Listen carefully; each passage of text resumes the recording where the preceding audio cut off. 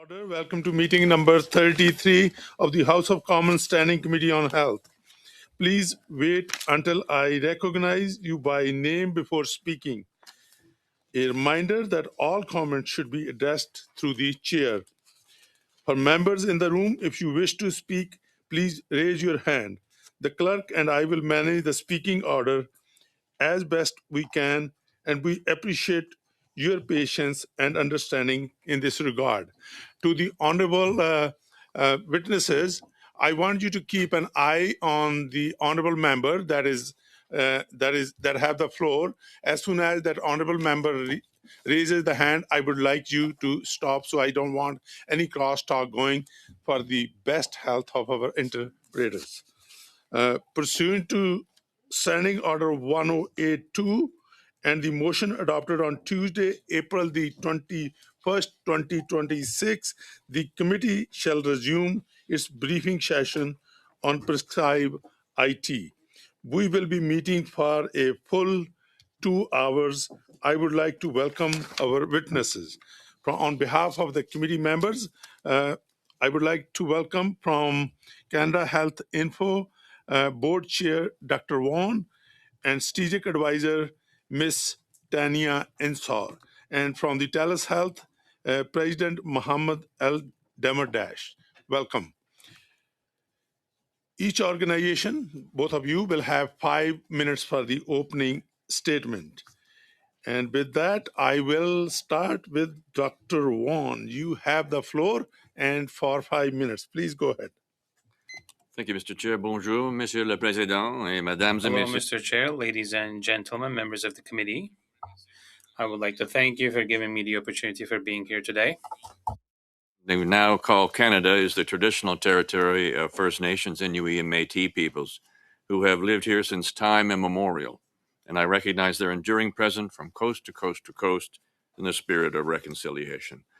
My name is Dr. Peter Vaughan, former Deputy Minister of Health and Wellness for the province of Nova Scotia, and former emergency physician, family physician, and Royal Canadian Air Force flight surgeon, a proud veteran. I appear before you today in my capacity as board chair for Canada Health Infoway. As an independent, federally funded not-for-profit organization, Canada Health Infoway has worked in partnership with successive federal, provincial, and territorial governments to advance digital health and connected care across Canada since 2001. Before I continue, I would like to acknowledge that the Board of Directors of Canada Health Infoway has recently announced a leadership transition.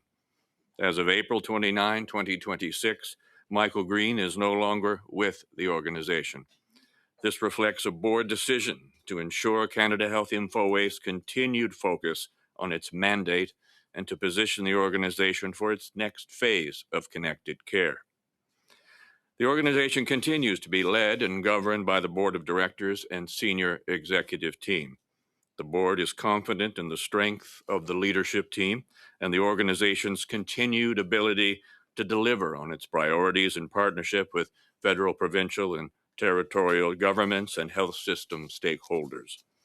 I am here today to support the committee's work in a direct, transparent, and constructive way.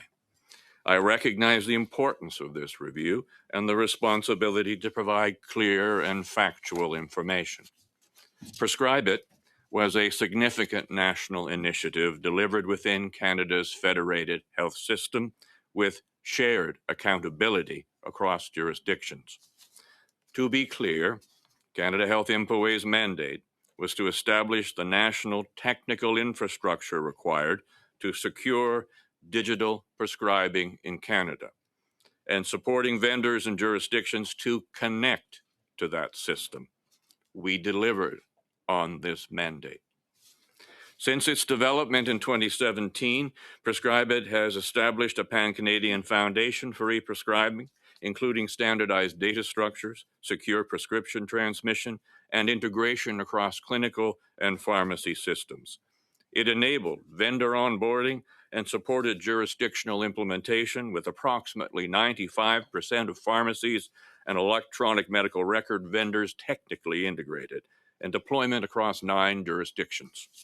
In 2023, following confirmation that federal funding would not continue beyond the current agreement period, the board initiated a structured sustainability review focused on 3 priority options: a federal, provincial, territorial cost-sharing model, a public-private partnership, and an open standards approach. Canada Health InfoWay led extensive engagement with provinces and territories and engaged with 45 organizations, including tailored proposals and discussions at deputy minister and minister tables. Despite this engagement, no territory or province committed to a cost-sharing agreement, and all viable organizational proposals required ongoing public funding. On November 12, 2025, the board concluded that an open standards model was the most responsible path forward. The open standards model would preserve public investment made through Prescribeit by carrying forward shared national assets, including standards, tools, and implementation knowledge. These support provinces and territories in implementing within their own systems where the levers to drive adoption exist. The board's role has been to ensure that Canada Health InfoWay delivered on its mandate, which it did. Decisions about the future of Prescribeit were made transparently, based on evidence, and in the best interest of the Canadian healthcare systems.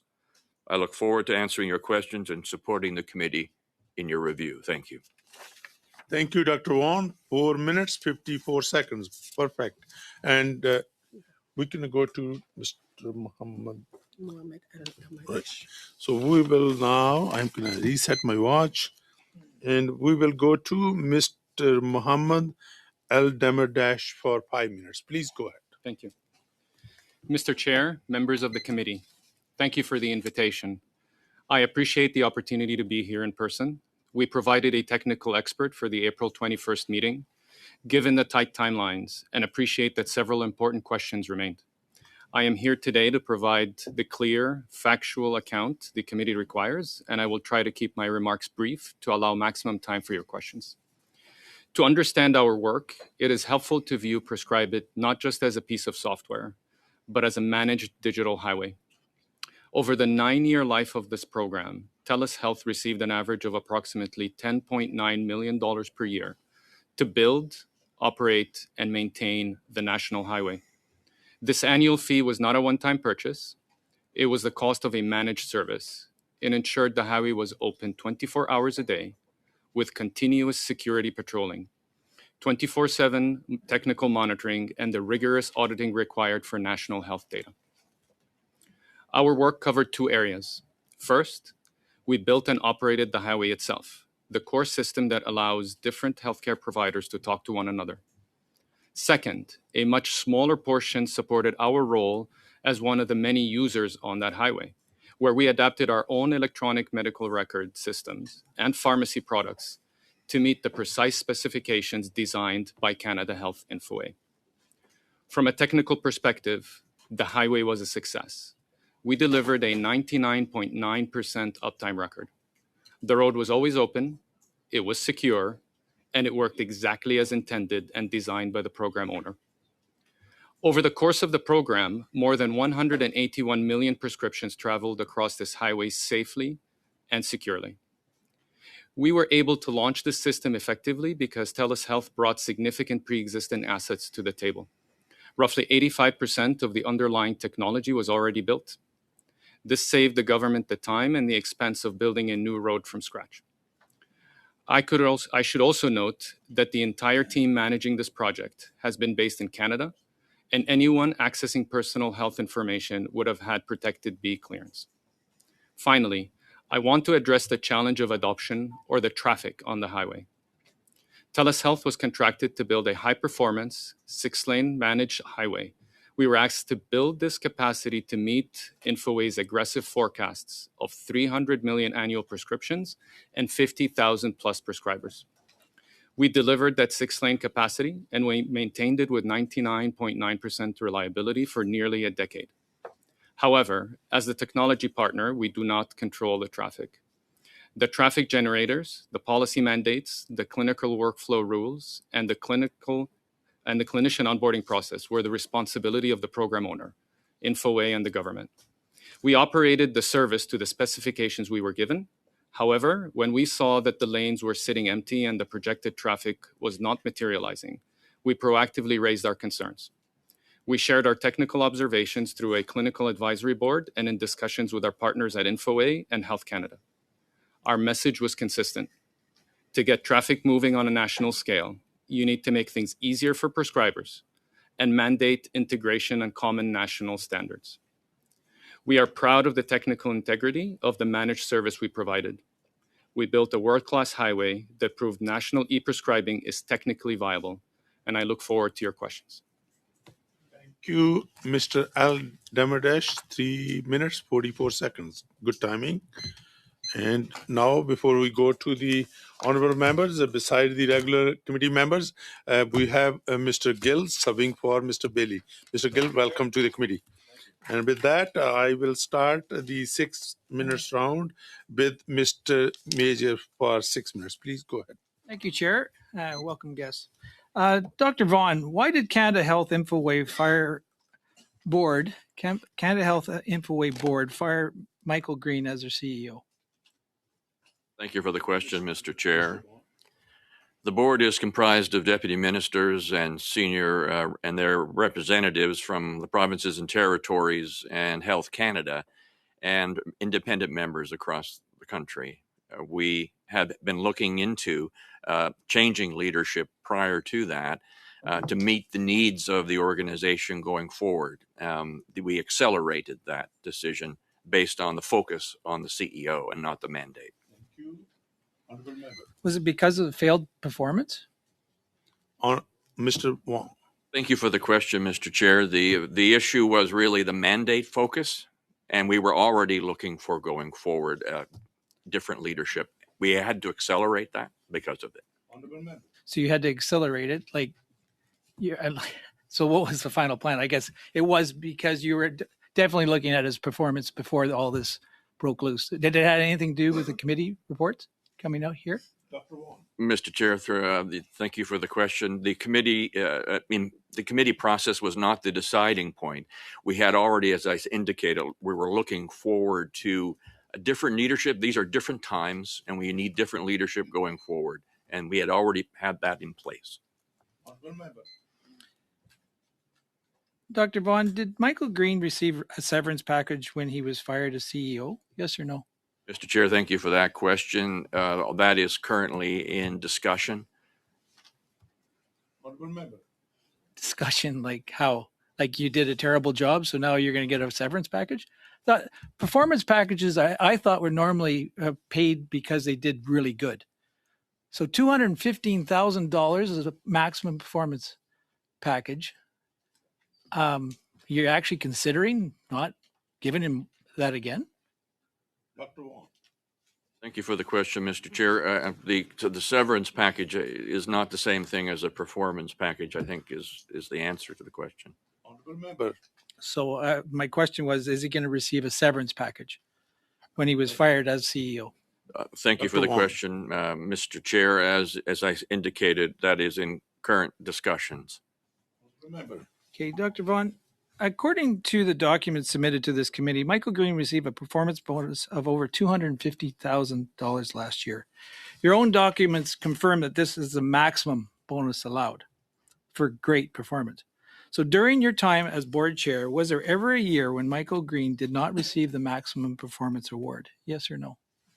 Thank you for the question, Mr. Chair. Yes, there were times when he did not receive the maximum performance, and to my recollection, that was frequently the case that he did not receive the maximum performance. Can you table those years that he did not get those maximum performance awards? Mr. Chair, would be happy to provide that information should you request it. Honorable member.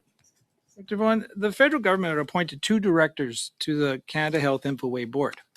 One is yourself, and the other is Jocelyn Voisin.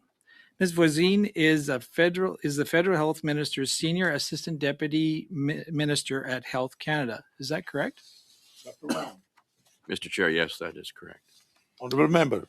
Dr. Vaughan, did Ms. Voisin vote to approve Michael Green's maximum performance bonus last year? Yes or no? Dr. Vaughan. Mr. Chair, I don't recall the details of that particular vote. We can have that reflected in the minutes. I'm happy to share that. Honorable member. Was a vote for him to get his maximum performance reward unanimous, or was there discrepancy on the board? Honorable Mr. Dr. Vaughan. Thank you, Mr. Chair. Frequently, just stepping back, Health Canada often doesn't vote for or against. They abstain on funding kind of questions. And so I don't believe there was anyone who voted, who was opposed to it. But we could check with the minutes, Mr. Chair, and provide that for you. Honorable member. Yeah, so that you'll table the votes on performance awards.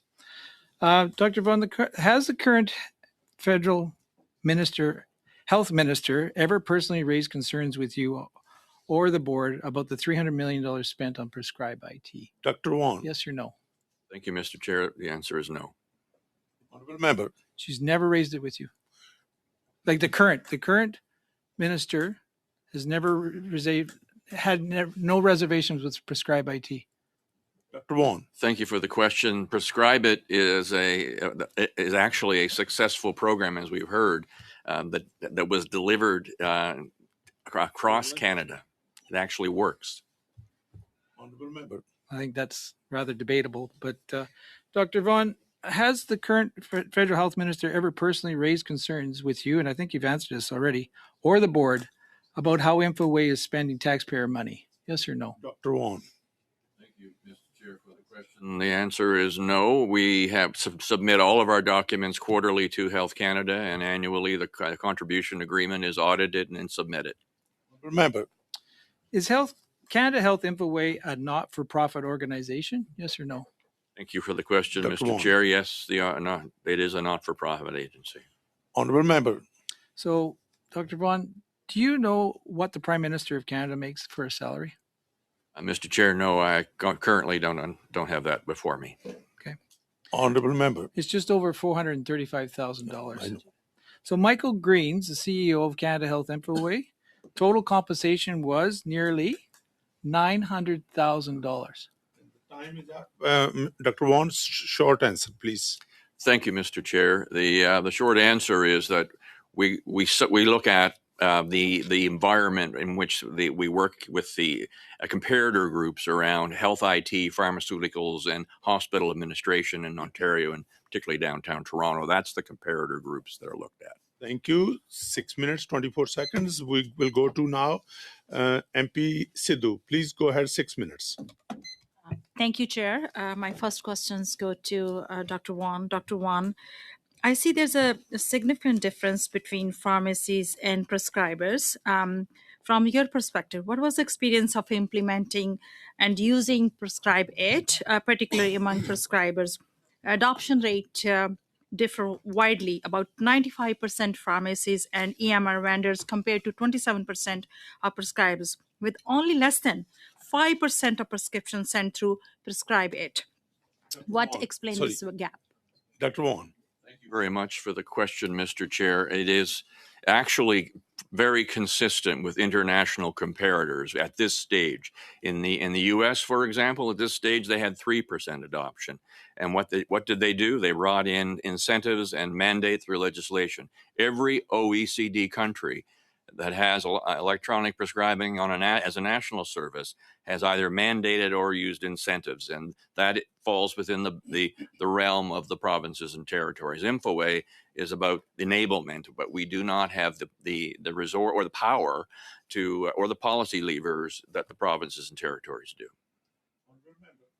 Can you clarify and explain what each of your respective roles and responsibility in developing, implementing, and maintaining Prescribeit were, along with the roles and responsibilities of vendors and provinces and territories? I'm sorry, I'm not hearing you. Can you speak up again, please? So, please. Remember to repeat. Thank you, Chair. Please clarify and explain what each of your respective roles and responsibilities in developing, implementing, and maintaining Prescribeit were, along with the roles and responsibilities of vendors and provinces and territories. Dr. Vaughan. Thank you for the question, Mr. I may, if I could ask my colleague, who's very much involved with Prescribeit technically, to perhaps answer that question. Ms. Sansor. Thank you, Mr. Chair. InfoWay's responsibilities was for setting the policy and direction of the organization itself, setting the specifications, the standards, and then working with vendors to onboard onto the managed service provider system through TELUS. We had a role as well from TELUS's perspective, or from InfoWay's perspective, to oversee the work that TELUS did and hold them accountable to the contract that we had negotiated with them. We also had a significant role working with provinces and territories, working with them to enable the system with their technical systems, but also provide them information and encouragement to grow adoption, hold pilots, build the use of the system significantly.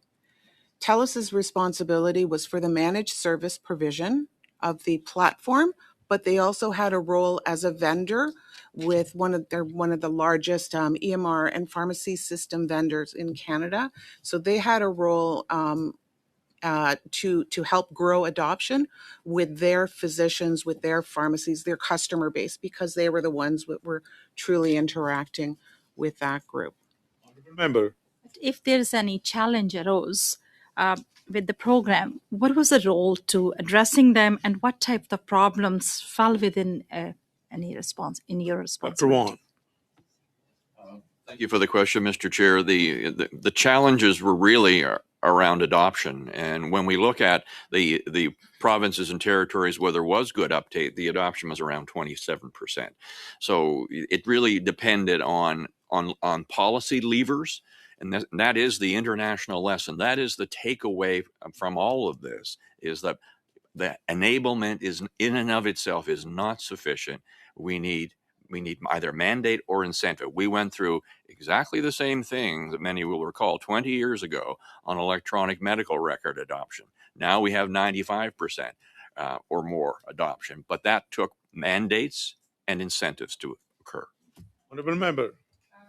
Our next question is TELUS. From TELUS' perspective, what specific efforts were made to make Prescribeit more appealing and practical for physicians, nurse practitioners, and other prescribers using electronic medical records in their day-to-day work?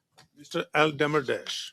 Thank you for the question, Mr. Chair. From TELUS Health's perspective, important to note that our main responsibility in this case was to deliver, as I mentioned earlier, the technology, the managed service, and the highway. I will add, though, to your question that as we as well saw that the adoption was not high through the fact that the number of transactions that are going through this highway were much lower than expected, we did convene in 2021 a clinical advisory board, which is something that we do to assess our products in general in the market. This is a advisory board that would be comprised of those prescribers, those individuals, and got their feedback on why the adoption from their perspective was not as high as expected. We took that feedback from them and provided that feedback to Canada Health InfoWay as an opportunity to provide improvements to the standards that are put in place. 30 seconds, honorable members. How often did TELUS update, modify, and modernize the product? Mr. Al Demirdash. We implemented every request that came through that was approved from Canada Health InfoWay. There were approximately 59 change requests that came through over the life of the program that we implemented and executed to the specifications that were put to us. Thank you. And the time is up, exactly 6 minutes. So we will go to Honorable Member of Parliament, Mr. Blanchett Jonka, for 6 minutes. Please go ahead. Merci, Monsieur le Président. Dr. Wong, est-ce que vous Thank you, reconnaissez... Chair. Dr. Wong, do you recognize that a utilization rate of less than 5% after $300 million would mean that the program failed? Yes or no? Thank you very much, Mr. Chair, for the question. I think the mandate that we fulfilled was the technical delivery of that program. The adoption of that And those levers depend on the provinces and territories to implement. Dr. Vaughan, oui ou non? 5%. Yes or no? 5%. What was the objective of the program? If we can have only one member when they're speaking, we should respect their time. So back to you, Mr. Blanchett-Jonka. Merci. Dr. Vaughan, oui. Thank you. Dr. Wan, yes or no, is it a failure or a success, the Canada Health InfoWay program? Thank you very much for the question, Mr. Chair. Canada Health InfoWay delivered on its mandate, and as we've heard, it works. If you would characterize it as a failure, it's a collective failure, a collective failure of the health systems to adopt and implement through mandates and incentives, which is the lesson from every international example. Member. Québec, cette année, In Quebec, the utilization rate was 0.5%. In Ontario, 73%. What explains this? Very much for the question, Mr. Chair. The adoption is in the area and the responsibility of provinces and territories. In the province of Quebec, there was a very successful pilot. The provinces and territories have various other priorities that I can speak to, and they're in different places, and they have some are more receptive than others at that particular time. And so they need to have the opportunity going forward. That's why we're developing open standards to allow them to implement based on their particular needs. The provinces and territories are responsible for the adoption. We can only do so much. We can lead the horse to water. You can't make him, how the rest of it goes. Member. vous avez coordonné un You coordinated an IT program to put prescriptions into electronic environment. So initially it was 2017. Do you know when Quebec decided to get access to it? In 2023. So I would like you to explain, as the chair of the board, the 6-year delay. So you did not manage to convince a province to opt into this program? It took you that long? Thank you for the chair. I might ask my colleague to. The discussions with Quebec were ongoing, and because of the unique situation that Quebec had with its systems and some of the organizational offerings that they had, they wanted to ensure that they had a system that worked with their specific and unique needs. We did work with Quebec very, very closely, and we made a number of modifications to the system to allow for their participation. We did have an agreement with them that we negotiated. It went through Quebec's complex approval process. It was approved eventually. And then there was a reorganization with Santé Québec. So there were some significant delays. D'accord. Member. Des délais significatifs, 6 ans. So significant delays, yes, 6 years. So Dr. Vaughan, do you think that Quebecers got a good return on their investment for their money 6 years after the participation happened only, and the utilization rate is 0.5%? So you're saying that your program is a success, such a success that it's ending by in late May. So please explain to me what the initial objective was if this is a success. And we're now pulling the plug on the program altogether. Thank you, Mr. Chair, for the question.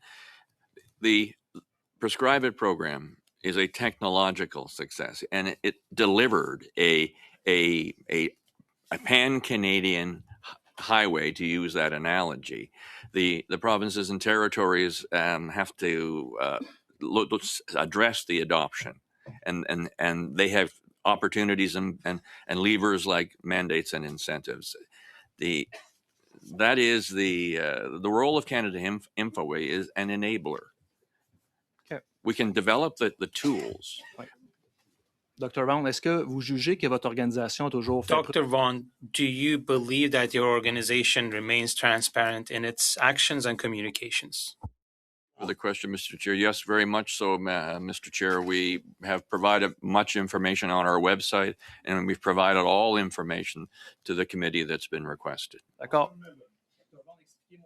compte rendu de votre rencontre. So the minutes from your meeting of December 11, 2025. So these are all redacted documents. Second page, redacted as well. We cannot really tell what's going on. A third page. Is this transparency, Dr. Wan? $300 million of taxpayers' money, and you are sending us redacted pages of your minutes of your meeting. Is this really accountability for Quebecers and Canadians? Dr. Wan. Mr. Chair, there are some elements perhaps that are not pertinent to the questions that are being asked for the committee, and those would be. Donc, vous gérez des fonds publics, mais vous ne voulez pas savoir ce que le public fait. So avec you're taking public money, but you don't want the public at large to know what you're doing with their money? Dr. Wan, short answer, please. Canada Health InfoWay is transparent. We do public reporting quarterly to Health Canada. It's already 6:16. Thank you. Now we will go to Madam Konaz for 5 minutes. Please go ahead. Dr. Vaughn, can you resubmit those minutes without the redaction? Dr. Wan. Absolutely, Mr. Chair, we will do that. Thank you. We look forward Honourable to seeing member. that. InfoWay, Dr. Vaughn, InfoWay is funded by taxpayers but calls itself a nonprofit. You said you look at comparables for salaries. Can you name one other federally funded not-for-profit in Canada that pays its CEO nearly $900,000 a year, as you did Mr. Green? Dr. Wan. Thank you, Mr. Chair, for the question. There are many hospital sectors that are not for profit, and they also have comparable. Okay, if you would actually table a few of those examples for us, that would be great, because you must have done your homework when you decide to pay him $900,000. Dr. Wan, you want to respond? Thank you, Mr. Chair, and we'll provide whatever information the committee asks for. Honourable member. Dr. Vaughn, did Mr. Green sign a non-disclosure agreement prior to his termination as a CEO of InfoWay? Dr. Wan. Thank you, Mr. Chair, for the question. As I had indicated to an earlier question, that is currently in discussion, and there's been no discussion about Who are you non-disclosure. actually discussing that with? Dr. Wan. Our Mr. Chair, through you, the discussion are really, as anyone's familiar with HR situations like this, takes place between lawyers at the end of the day. Okay. Does InfoWay require all departing employees to sign a non-disclosure agreement after their departure? Dr. Wan. Mr. Chair, through you, I'm not aware of any such phenomena. Honourable member. What metrics, Dr. Vaughn, did the InfoWay board use to determine Mr. Green's performance bonus of over $250,000 last year, if you were planning a change, as you said you were? You said that a change was in discussion. So what were the metrics for giving him a $215,000 bonus? Dr. Wan. Thank you for the question, Mr. Chair. The performance bonus based on achievement of corporate objectives is the standard for CEO remuneration. So he was successful. You felt last year, he was on the road to success for Canadians. Dr. Wan. Thank you very much, Mr. Chair, for the question. InfoWay does more than just one program, and in the totality of the corporate objectives, the achievement was such that he did succeed in last year. He succeeded last year, but he did so poorly this year, he was fired. Mr. Chair, going forward, the requirements of the organization to meet its new priorities with connected care require us to look at that. There wasn't a decision based on last year's performance. Honourable member. It was a decision made after our last committee meeting. It was Mr. Chair, was a decision that was in discussion. Prior to that, the focus on the CEO was the trigger. Member. The focus on the CEO who made over $200,000 bonus last year, but was okay. I think we'll move on. Dr. Vaughn, this morning, the Globe and Mail reported that in just 3 years, Canada Health Infoway spent over $23 million on third-party consultants. These include lobbying firms, multinational IT companies. Infoway has 175 employees. So why does a taxpayer-funded organization need to hire lobbyists and consultants to outsource their work? It was paid to do by the government. Dr. Wong. Thank you, Mr. Chair, for the question. It is not uncommon for healthcare organizations to look at non-permanent, time-bound resources to be outsourced, and that's not unusual, and tendered contracts are a part of that process. Ron, the tendered contracts on the Canada Health Infoway site show a one-time payment of $178,500 to a numbered company, 2184103 Ontario Inc. Who owns that company, and what did Infoway buy for $178,500? Dr. Wong. We'd have to get that detail for you. Can table that for us? That would be good. Thank you. Thank you, Honourable Member. Dr. Vaughn, the Canada Health Infoway website only displays tendered contracts from 2024 to 2026. Where's the rest of the information? Why does the website only contain information from those years? Time is up. Dr. Wong, short answer, please. For that question, Mr. Chair, I think it's just a matter of trying to be current. 506. Thank you very much, Honourable Member. So we will now go to Honourable Member of Parliament, Mr. Rana, for 5 minutes. Please go ahead. Thank you, Mr. Chair, and thank you all the witnesses for your valuable time. Dr. El Demirdash, how are you navigating technological access issues to ensure more Canadians can use programs like Prescribeit? Mr. El Demirdash. Question. We obviously have very strong beliefs in the importance of connected care for Canadians and the importance of making data accessible and having ownership of data. And we've had several products that we've released, and we spend a lot on developing innovations and technologies pursuant to that goal. Recently, as relevant to e-prescriptions, we released a white paper on our viewpoint on how we can get the Canadian health system to continue to advance from a connectivity standpoint, as well as getting to a successful e-prescription program in place. Honourable Member. How do digital tools like Prescribeit address rural, Indigenous, or underserved population? Mr. El Demirdash. Thank you for the question. The benefit of having standard technology is then the ability for everybody to be able to connect to it and having a common standard. And in this case, the way the technology was implemented, it would allow any rural area, Indigenous communities, anyone to be able to connect to the system. Remember, you see AI fitting into prescribing and medication safety? Mr. El Demirdash. Thank you for the question. We believe in safe and ethical utilization of AI. We believe in guardrails and safe utilization of technology. In all scenarios where we use artificial intelligence, we prioritize the importance of making sure that it is safe for the application that it is used for. But it is definitely a technology that is important to utilize to advance technology. Remember, how do you measure success for a pan-Canadian digital health initiative? Mr. El Demirdash. Thank you for the question. Success, as we look and compare against several other countries out there, success is going to be in the adoption of the program, getting the technology in place, but also having the standards and the mandates in place to be able to get more people to utilize the technology and take advantage of it. Honourable Member. Dr. Van, you have been Deputy Minister for Health and Wellness for Nova Scotia. So how do you see the federal and provincial challenges impacting digital health adoption? Dr. Wong. Thank you, Mr. Chair, for the question.